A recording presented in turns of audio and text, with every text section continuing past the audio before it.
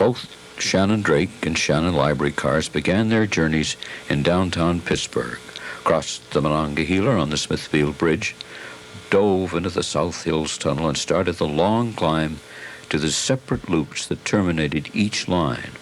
Once upon a time, each of them joined different interurban lines at their respective endpoints.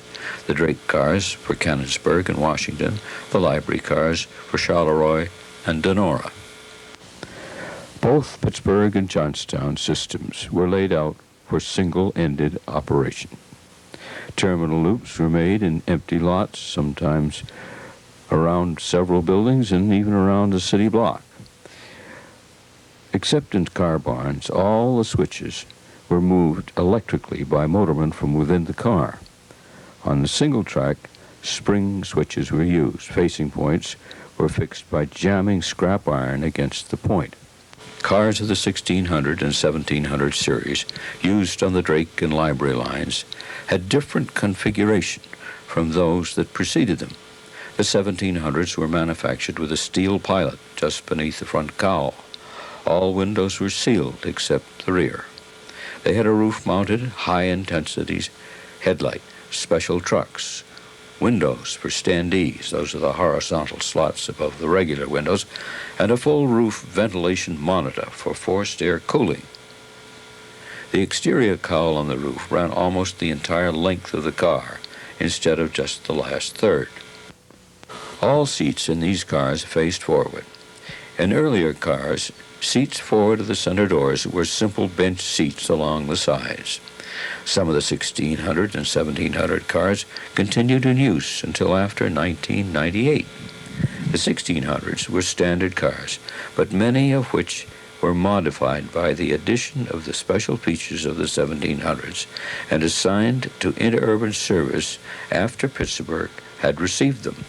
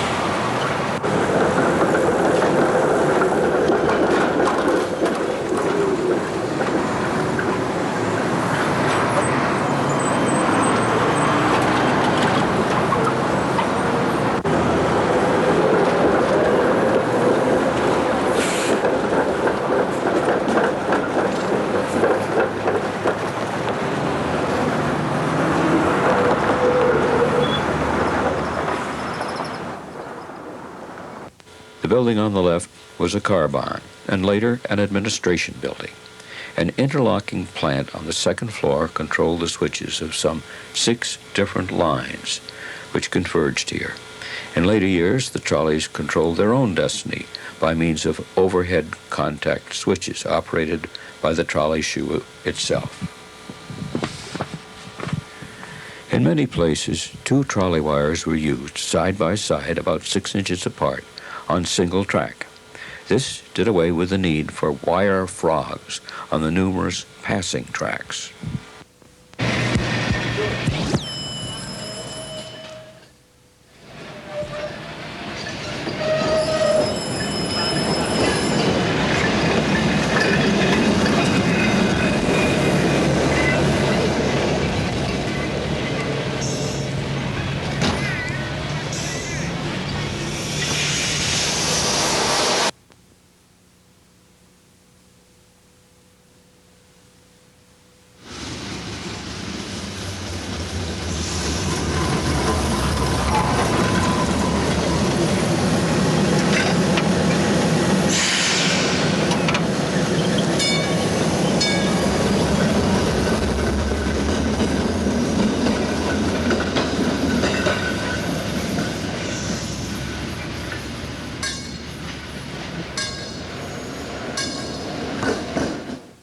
At Dawn Junction, cars from the Shannon, Dormont, Mount Lebanon, and Bel Air lines came together to cross a deep ravine on the Palm Garden Trestle.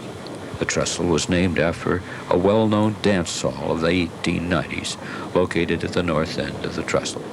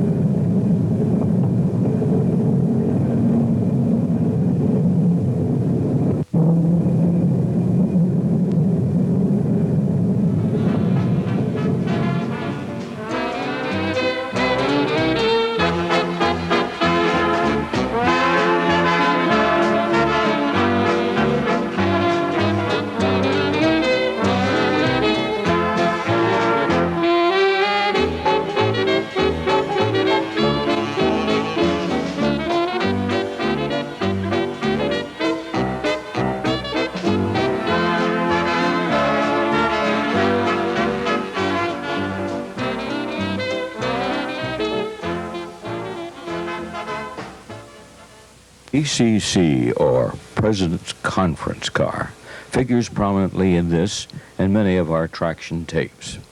Every trolley fan knows by heart the story of the PCC, but for newcomers, here's a brief outline of its origin and the reasons for its astonishingly wide acceptance. In the 30s, every trolley line nationwide was desperately seeking a way to stem the decline in ridership. Wide acceptance of the automobile was a factor, but beyond that, there was a dismal record of passenger appeal. What was needed to bring back the passenger was modern styling, absence of noise, smoothness, and operating characteristics much better than were, at the beginning of design, deemed possible. The final results were such a pronounced departure from the ordinary streetcars that, except for the fact that the new vehicle got power from an overhead wire and ran on tracks, it bore no resemblance whatsoever to any predecessor. The St. Louis Car Company was chosen to make this dream come true. Brooklyn placed the first order for 100 cars. Pittsburgh was close behind with another 100. The St. Louis Car Company had a long history of developing new types of trolley cars. In 1902, it built the first private cars for railway executives. In 1912, it built the first interurban sleeping cars. In cooperation with General Motors, it built the first gas-electric rail car. They even assembled one of the first diesel-electric engines for the Santa Fe Super Chief. When introduced in 1936, the acceleration rate of the PCC was more than double that of the conventional streetcar, even faster than the average automobile of the time. On level track, the PCC was designed to make 42 miles an hour. Top speed was 50. Particularly smooth acceleration was achieved by greatly increasing the resistance points in the control and by using a continuous rheostat instead of series parallel resistance points. To stop the car quickly without skidding or jerking, 3 types of brakes were used: dynamic, magnetic, and air. The dynamic brake actuated first. After the brake pedal was depressed more than 3 inches, the magnetic brake kicked in. These two brought the car to a halt. After the dynamic brake faded, the air brake took over and held the car. The quietness of the PCC was another source of astonishment. This was achieved in part by the extensive use of rubber. Massive rubber springs and a special floating bolster received the kingpins of the car body. Other rubber springs, shock absorbers, rubber cushioned wheels prevented any metal-to-metal path between the rails and the body of the car. More than 400 pounds of rubber were used in each one.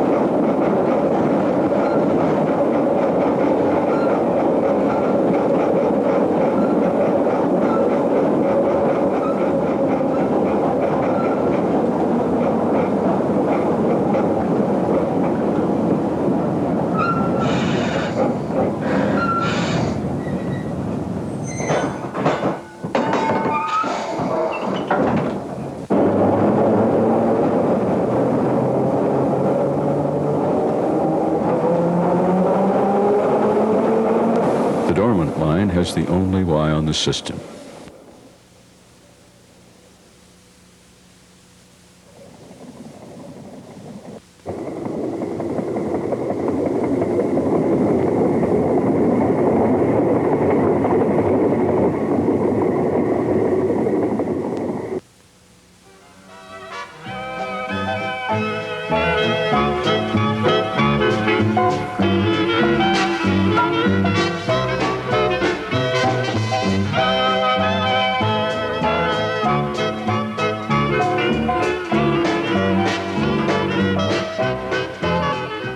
Around the turn of the century, it was possible to make long journeys by connecting from one interurban line to another. One could go all the way from New York to Chicago, for instance, even on into Iowa and Nebraska. It was slower than finding a railway line and going from one large downtown terminal to another. But at the turn of the century, America was a country of small towns, generally farming communities.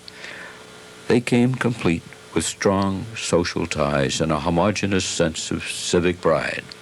Few people ever locked their doors. More often than not, trolley lines stretched from each to the 4 points of the compass.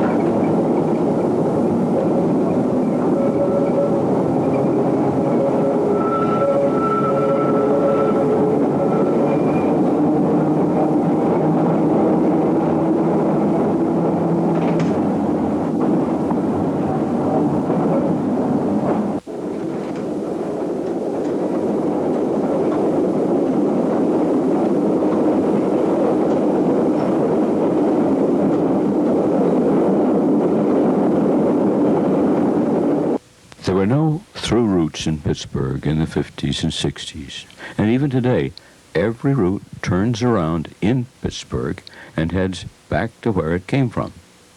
This lends itself to a fast fare collection system. Passengers pay on entering inbound cars and pay when leaving outbound cars. This eliminates the dozens of fare collectors downtown during rush hours.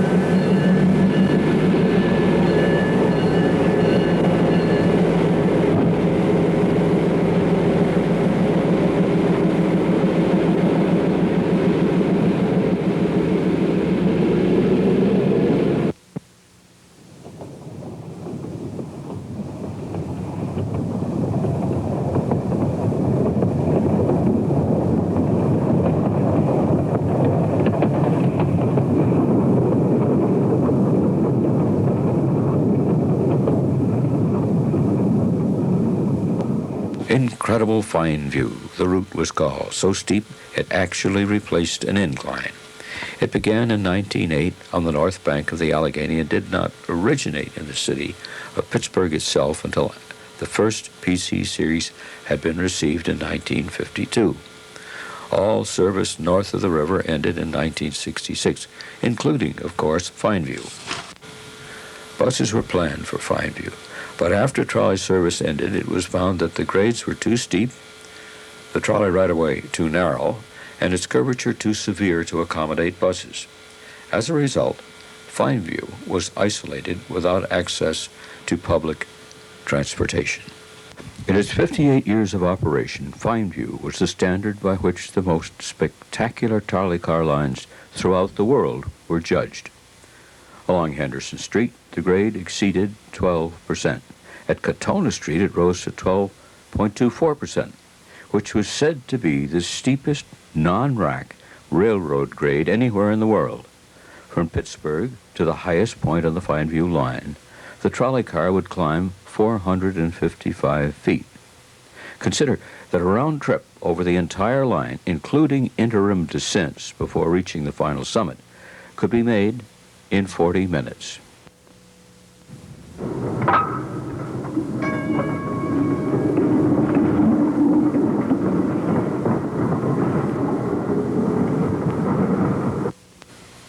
Route 10 continued from the Keating Car House through Westview to the amusement park.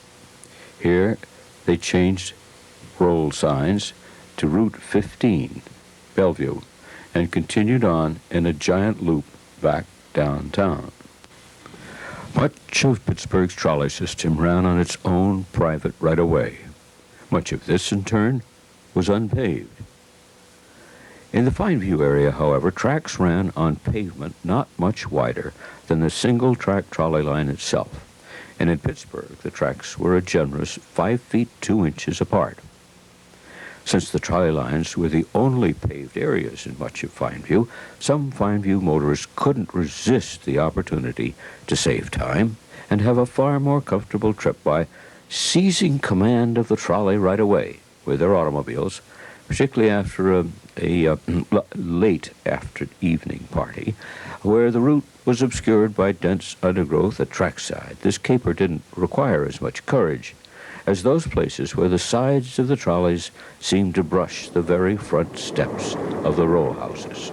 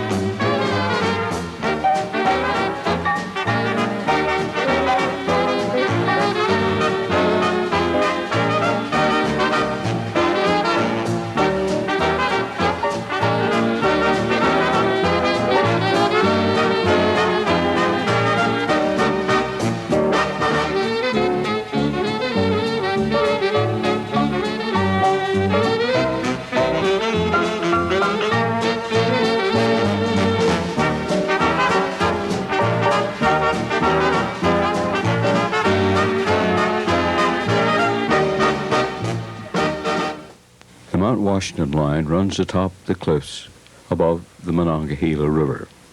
It has grades of 10.89 and 11.27.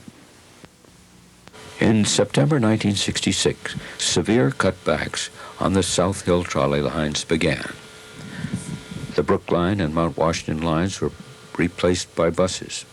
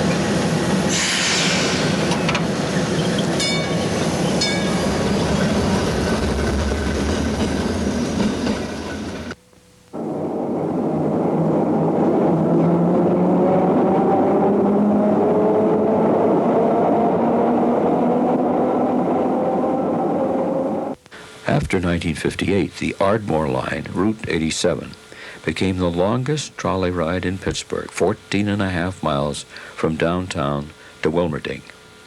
A round trip required 2.5 hours. The maximum grade was 9.6%.